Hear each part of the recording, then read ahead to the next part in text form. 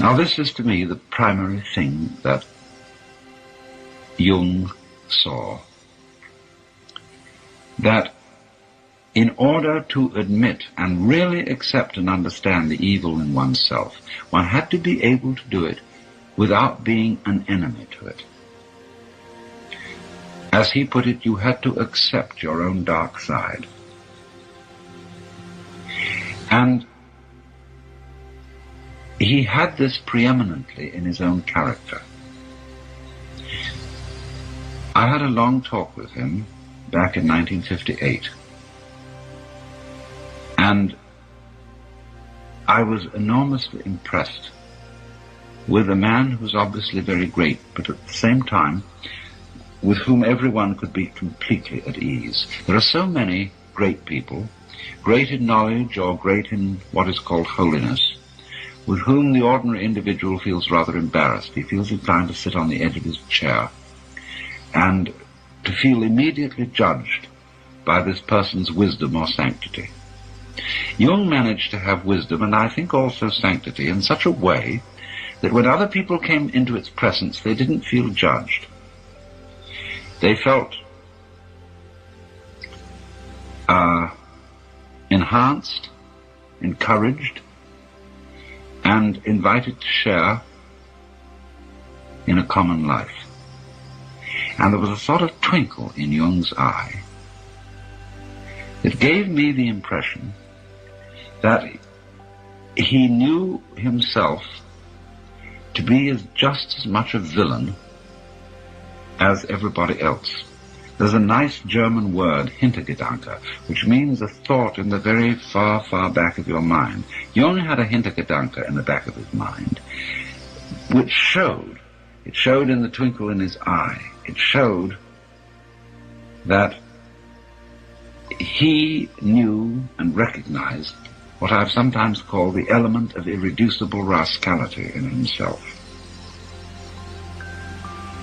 And he knew it so strongly and so clearly, and in a way so lovingly, that he would not condemn the same thing in others, and therefore would not be led into those thoughts, feelings, and acts of violence towards others,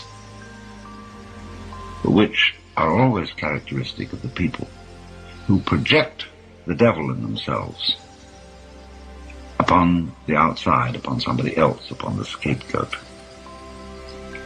Now this made Jung a very integrated character. In other words, here I have to present a little bit of a complex idea. He was a man who was thoroughly with himself, having seen and accepted his own nature profoundly. He had a kind of unity and absence of conflict in his own nature, which had to it this additional complication that I find so fascinating. He was the sort of man who could feel anxious and afraid and guilty without being ashamed of feeling this way. In other words, he understood that an integrated person is not a person who simply eliminated the sense of guilt or the sense of anxiety from his life, who is fearless and wooden and a kind of sage of stone.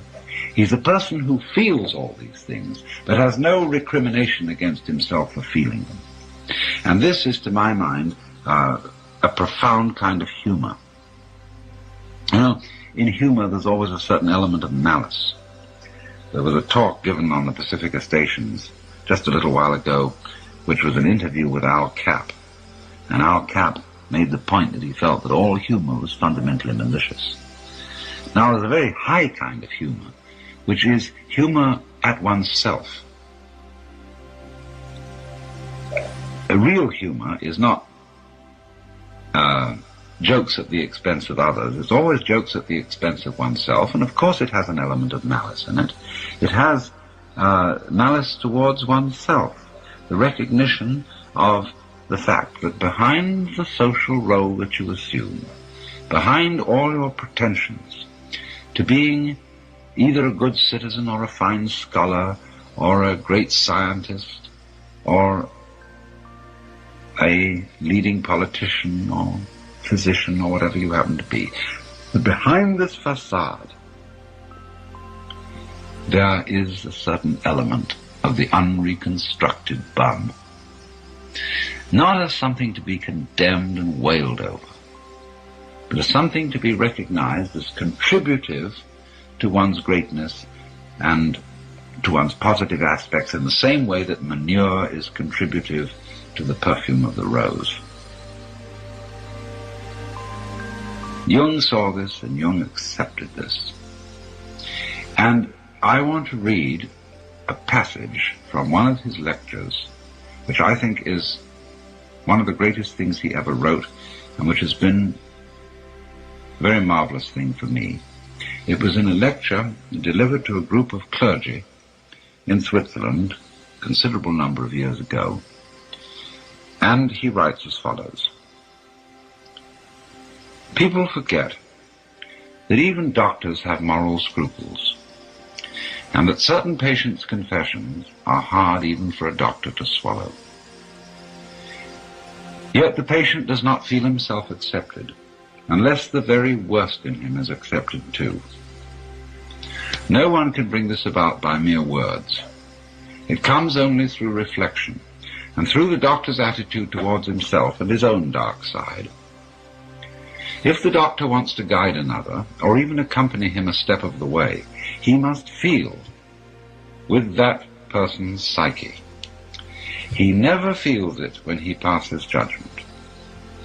Whether he puts his judgments into words or keeps them to himself makes not the slightest difference. To take the opposite position and to agree with the patient offhand is also of no use. Feeling comes only through unprejudiced objectivity. This sounds almost like a scientific precept, and it could be confused with a purely intellectual, abstract attitude of mind. But what I mean is something quite different. It is a human quality, a kind of deep respect for the facts, for the man who suffers from them, and for the riddle of such a man's life. The truly religious person has this attitude. He knows that God has brought all sorts of strange and inconceivable things to pass, and seeks in the most curious ways to enter a man's heart. He therefore senses in everything the unseen presence of the divine will. This is what I mean by unprejudiced objectivity. It is a moral achievement on the part of the doctor, who ought not to let himself be repelled by sickness and corruption. We cannot change anything unless we accept it. Condemnation does not liberate, it oppresses. I am the oppressor of the person I condemn, not his friend and fellow sufferer. I do not in the least mean to say that we must never pass judgment when we desire to help and improve. But if the doctor wishes to help a human being, he must be able to accept him as he is. And he can do this in reality only when he has already seen and accepted himself as he is. Perhaps this sounds very simple, but simple things are always the most difficult. In actual life, it requires the greatest art to be simple, and so acceptance of oneself is the essence of the moral problem and the acid test of one's whole outlook on life. That I feed the beggar, that I forgive an insult, that I love my enemy in the name of Christ, all these are undoubtedly great virtues. What I do unto the least of my brethren, that I do unto Christ. But what if I should discover that the least amongst them all, the poorest of all beggars, the most impudent of all offenders, yea, the very fiend himself, that these are within me, and that I myself stand in need of the alms of my own kindness, that I myself am the enemy who must be loved, what then? Then, as a rule, the whole truth of Christianity is reversed. There is then no more talk of love and long-suffering. We say to the brother within us, Raka, and condemn and rage against ourselves. We hide him from the world. We deny ever having met this least among the lowly in ourselves, and had it been God himself who drew near to us in this despicable form, we should have denied him 1,000 times before a single cock had crowed. Well, you may think the metaphors rather strong, but I feel that they are not so needlessly. This is a very, very forceful passage, and a memorable one in all Jung's works,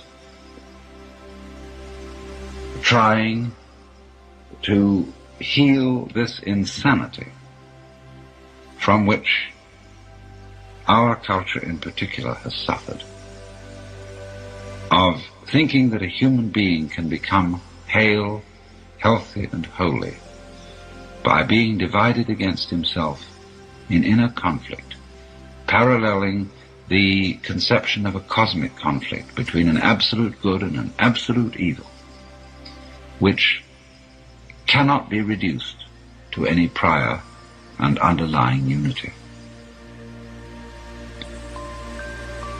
In other words, our rage, and our very proper rage, against evil things which occur in this world, must not overstep itself. For if we require as a justification for our rage a fundamental and metaphysical division between good and evil, we have an insane and, in a certain sense, schizophrenic universe, of which no sense whatsoever can be made. All conflict, Jung was saying, all opposition, has its resolution in an underlying unity. You cannot understand the meaning of to be unless you understand the meaning of not to be. You cannot understand the meaning of good unless you understand the meaning of evil. Even St. Thomas Aquinas saw this, for he said that just as it is the silent pause which gives sweetness to the chant, so it is suffering, and so it is evil, which makes possible the recognition of virtue. This is not, as Jung tries to explain, a philosophy of condoning the evil. To take the opposite position, he said, and to agree with the patient offhand is also of no use, but estranges him, the doctor, or estranges him, the patient, as much as condemnation. Let me continue further, reading from this extraordinary passage. Healing may be called, Jung says, a religious problem. In the sphere of social or national relations, the state of suffering may be civil war, and this state is to be cured by the Christian virtue of forgiveness and love of one's enemies.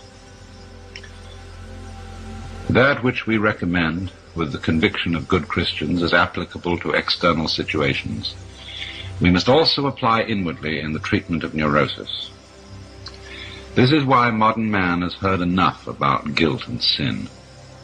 He is sorely beset by his own bad conscience, and wants rather to know how he is to reconcile himself with his own nature, how he is to love the enemy in his own heart, and call the wolf his brother.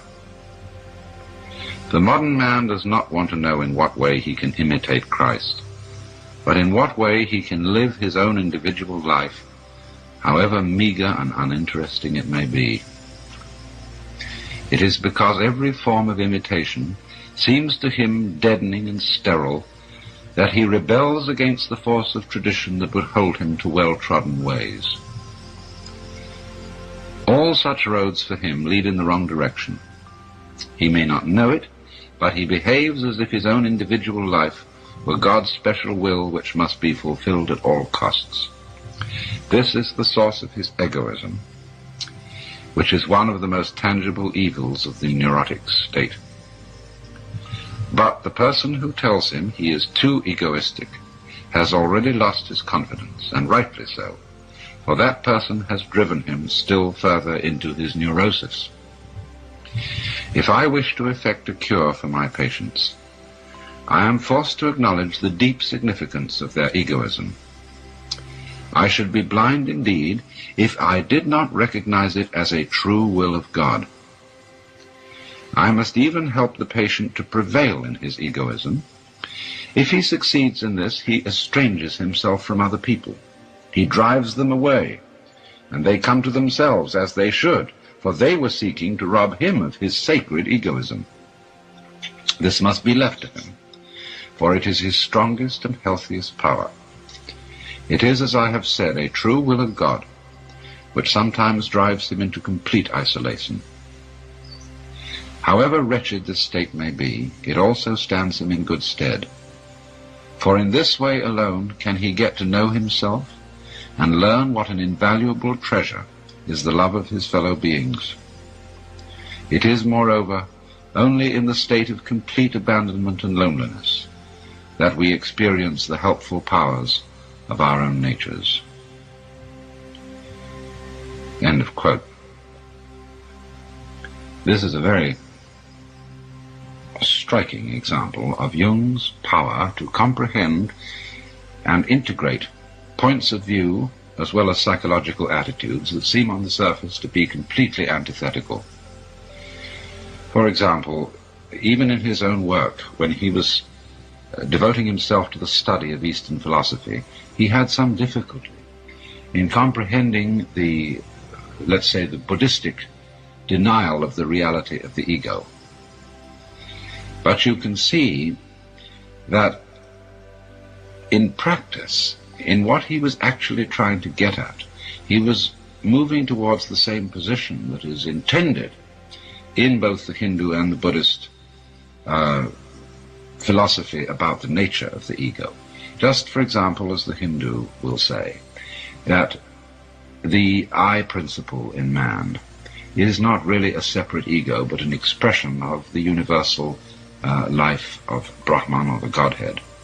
So Jung is saying here that the development of the ego in man is a true will of God, and that it is only by following the ego that one, and developing it to its full extent, that one fulfills the function which this, you might say, temporary illusion has in man's psychic life. For he goes on and says here, when one has several times seen this development at work, one can no longer deny that what was evil has turned to good, and that what seemed good has kept alive the forces of evil. The archdemon of egoism leads us along the royal road to that ingathering which religious experience demands. What we observe here is a fundamental law of life, enantiodromia, or conversion into the opposite. And it is this that makes possible the reunion of the warring halves of the personality, and thereby brings the civil war to an end. End of quote. In other words, he was seeing that, as Blake said, a fool who persists in his folly will become wise. That the development of egoism in man is not something to be overcome or better integrated by opposition to it, but by following it. It's almost, isn't it, the principle of judo, not overcoming what appears to be a hostile force by opposing it, but by swinging with the punch or rolling with the punch. And so by following the ego transcends itself. And in this moment of insight, the great Westerner, who comes out of a whole tradition of human personality which centers it upon the ego, upon individual separateness, by going along consistently with this principle, comes to the same position as the Easterner. That is to say, to the point of view where one sees conflict, which at first sight had seemed absolute, as resting upon a primordial unity, and thereby attaining a profound, unshakable peace of the heart, which can nevertheless contain conflict, not a peace that is simply static and lifeless, but a peace that passes understanding. I suppose that some of you have read very fascinating work that was written many years ago by C.G. Jung, a commentary that he wrote to a translation of a Chinese classic by Richard Wilhelm called The Secret of the Golden Flower.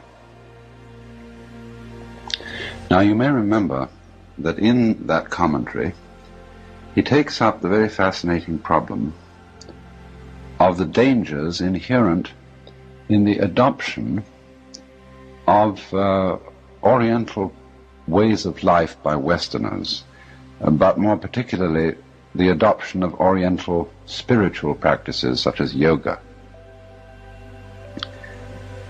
And I remember I learned a great deal from that essay and appreciated it very much in ever so many ways, because even in my own fascination with forms of Oriental philosophy, I've never been tempted to forget that I'm a Westerner.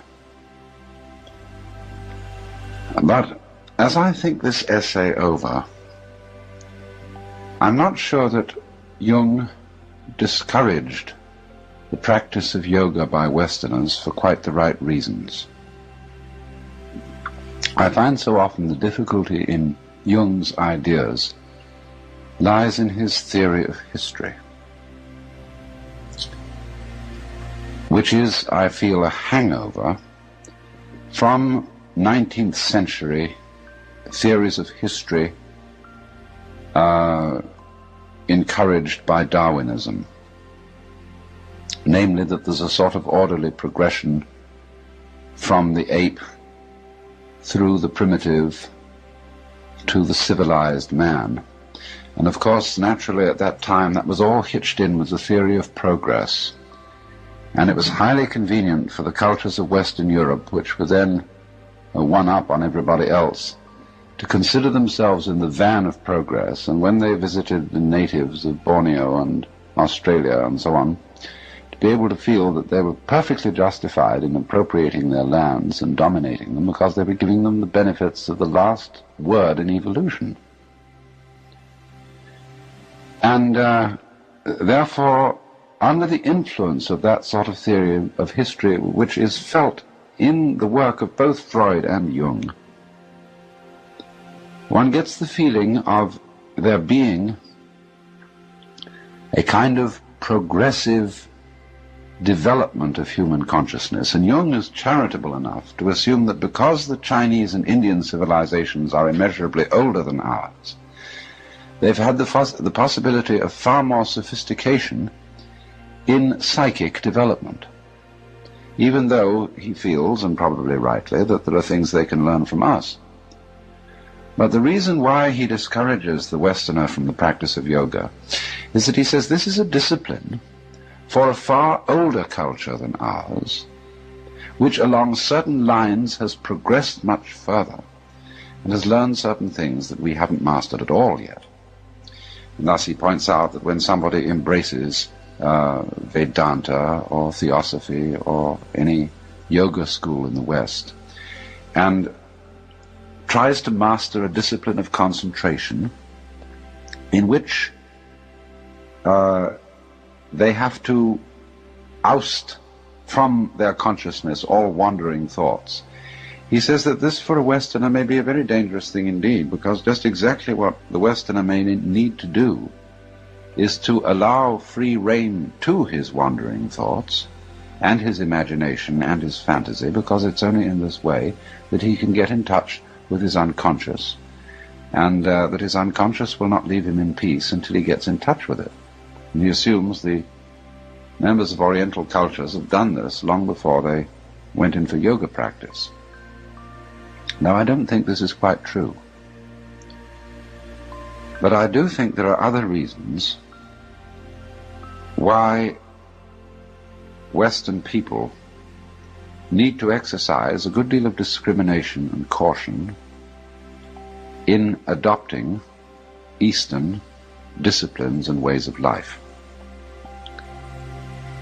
In other words, it's rather like the problem of taking medicine. You know, if you don't feel very well and you go to a friend's medicine cabinet and you sort of look it over and see bottles of medicine in there, and you say, I'm sick, I need medicine, so you take some medicine. Any medicine will do. Well, it won't. And according to what's the matter with you, so the medicine has to be prescribed. And I don't think that the things which some of the Eastern disciplines are designed to cure are quite the same things that we need. Now, it's fundamental to my view of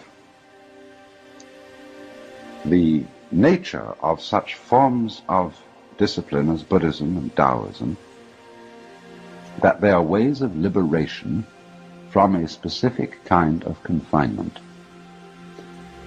That is to say, they're ways of liberation from what I've sometimes called the social hypnosis. In other words, every culture, every society, as a group of people in communication with each other, has certain rules of communication.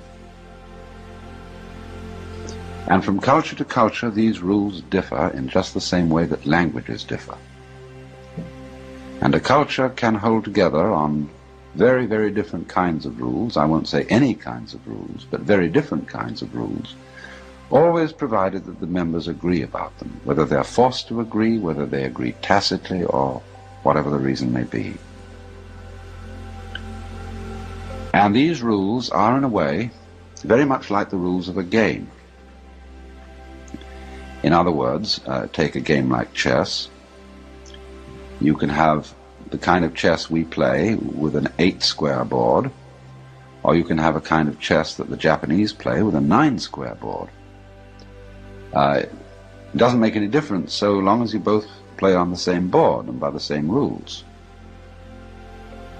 But since this is a chess is a game, and in the same way the development of human cultures is also in a way a game, that is to say, it's the elaboration of a form of life. And the fun of it, in a way, is the fun of elaborating it in just some interesting form. That's the same as the fun of a game. The fun of a game is it has a certain interest. But it doesn't follow that the rules of the game correspond to the actual structure of human nature or to the laws of the universe. But because in every culture it's necessary to impress upon especially its younger members that these rules jolly well have to be kept, they are usually in some way or other connected with the laws of the universe and given some sort of divine sanction. And there are indeed cultures in which the senior members of the group realize that that's a hoax, that that's as if it's made up and is done to terrify the young, and when they become senior members of the culture themselves, they see through the thing, but they don't let on, they keep it quiet. They don't let out to those who are supposed to be impressed that this was really a hoax to get them to behave. Well, anyway, after a great deal of careful study, I've come to the conclusion that the function of these ways of liberation is basically to make it possible for those who have the determination, and we'll see why in a while, to make it possible for those who have the determination to be free from the social hypnosis. In other words, if you were a member of the culture of India, at almost any time between maybe 900 BC and 1800 AD, it would be for you a matter of common sense about which everybody agreed that you were under the control of a process called karma. Not exactly a law of cause and effect, but a process of cosmic justice, whereby every fortune that occurred to you would be the result of some action in the past that was good, and every misfortune that occurred to you would be the result of some action in the past that was evil. And furthermore, that this action in the past might not have been done in this present life, but in a former life. It was simply axiomatic to those people that they were involved in a long, long process of reincarnation, reaping the rewards and punishments. And there was not only the possibility of being reincarnated again in the human form, but if you were exceedingly good, you might be born in one of the heavens, the paradises, and if you were exceedingly bad, you might be born for an insufferable period of years, not forever, in a purgatory. And the purgatories of the Hindus and Buddhists are just as ingeniously horrible as those of the Christians. Well, of course, everybody knows, I mean, anybody seems to be having a sense that all this imagination of post-mortem courts of justice is a way of telling people, well, if the secular police don't catch you, the celestial police will catch you, and therefore you had better behave. And it's an ingenious device for encouraging ethical conduct. Now, but remember that for a person brought up in that climate of feeling where everybody believes this to be true, it seems a matter of sheer common sense that it's so. And it's very difficult for a person so brought up not to believe that that is the state of affairs. Take an equivalent situation in our own culture. It's still enormously difficult for most people to believe that space may not be Newtonian space, that is to say, a three-dimensional continuum which extends indefinitely forever. The idea of a four-dimensional curved space seems absolutely fantastic and can't even be conceived by people unversed in the mathematics of modern physics. Or again, as I've often pointed out, it's very difficult for us to believe that the forms of nature are not made of some stuff called matter. That's a very unnecessary idea from a strictly scientific point of view, but it's awfully difficult for us to believe it. To believe, in other words, that there isn't this underlying stuff. And not so long ago, it was practically impossible for people to conceive that the planets did not revolve about the Earth encased in crystalline spheres. And it took a very considerable shaking of the imagination when astronomers began to point out that this need not necessarily be so. All right, so now let's go back to the problem of somebody living in the culture of ancient India. Here it is, as a matter of common sense, you see, that he is going to be reborn. Now, there's some, perhaps, exceedingly intelligent person who, for one reason or another, discovers that this idea is not so. After all, when you get such disciplines as Vedanta and Buddhism, they say that the ultimate goal of the discipline is release from the rounds of rebirth, and incidentally also, which is fundamental to it, release from the illusion that you are a separate individual confined to this body. But so far as both of these things are concerned, they also say that the person who is liberated from the round of rebirth, as well as from the illusion of being an ego, sees, when he is liberated, that the process of rebirth and the whole cosmology of reincarnation and karma, as well as the individual ego, are in a way illusions. That is to say, he sees that they are maya. And I would like to translate Maya at this moment, not so much illusion, as a playful construct, a social institution. So he sees, you see, that those things are not so. They are only pretended to be so. And you see, he ceases to believe in karma and reincarnation and all that in exactly the same way that a modern agnostic no longer believes in the resurrection of the body at the day of judgment. I know this to be so because although you will get very many Hindus and Buddhists who say that they believe in reincarnation and come over here and teach it as part of the doctrine of Vedanta or Buddhism, the most sophisticated and the most profound, I'll say perhaps profound rather than sophisticated, Buddhists that I have known have said that they don't believe in it literally at all. And so I could say that those who do believe in it simply because it's part of their culture and they've not yet been able to be liberated from it. And so it seems to me very funny indeed when Western people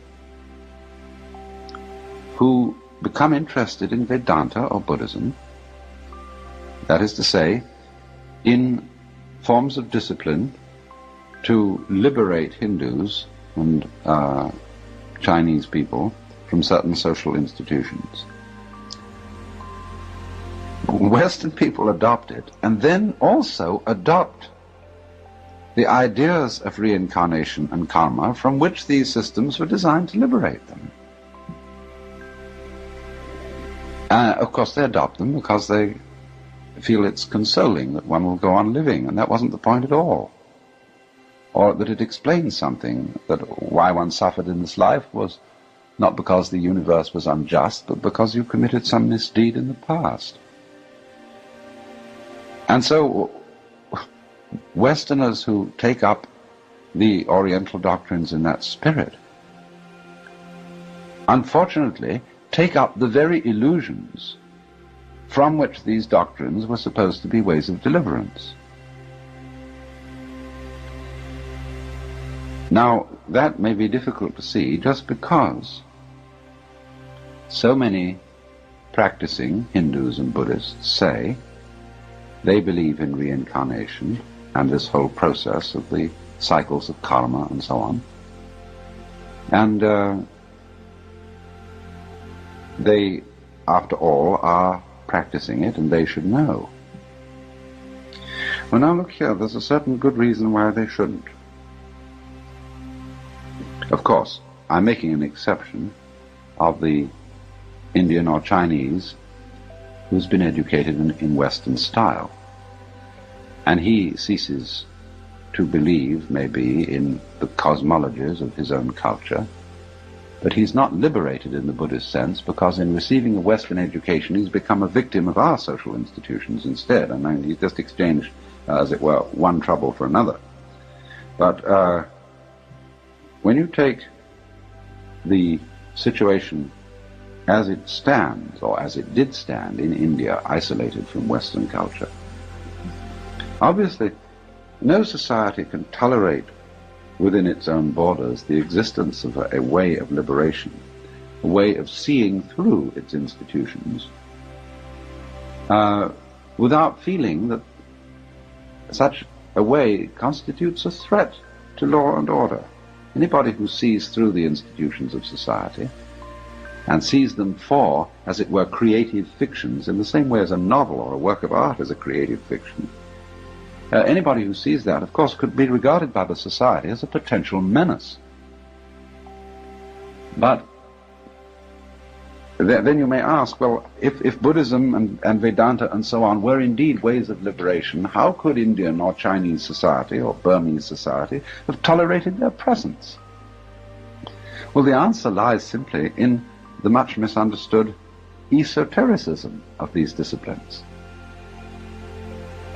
In other words, that those who taught them, the masters of these disciplines, made it incredibly difficult for uninitiated people to get in on the inside.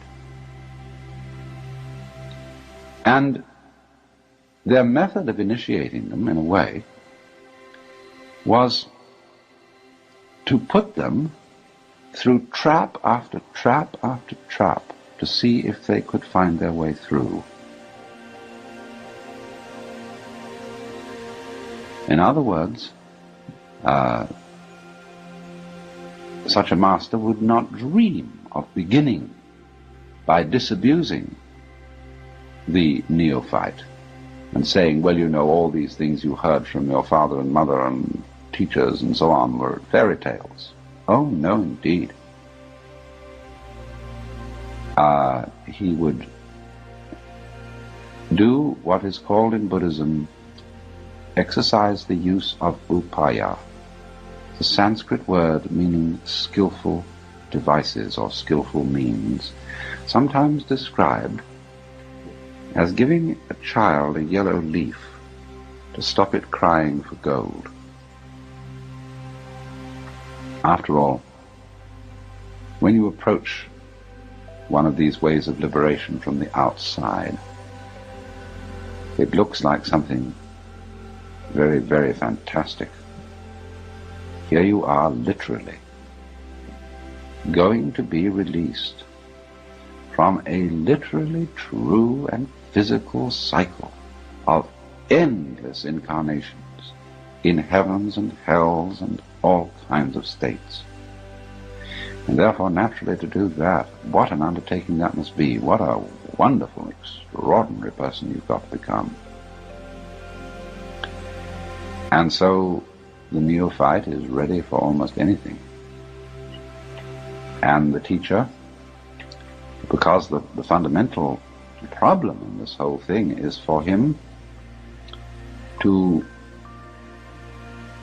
get rid of the illusion, you see, that he's a separate ego. If there's no separate ego or sort of souls, then there's nothing to be reincarnated. So all the teacher really, he has all kinds of complicated ways of doing it, but all that he really says to him is, well, now, if you will look deeply into your ego, you will find out that it is a non-ego, that your self is the universal self, as he might say if he were a Vedantist. Or if you were a Buddhist, he might say, if you look for your ego, you won't find it. So look for it, and see, and really go into it. And so he gets the man meditating, and trying by his ego to get rid of his ego. Well, that is a beautiful trap. It can last forever, until one sees through it. In other words, this is like trying to,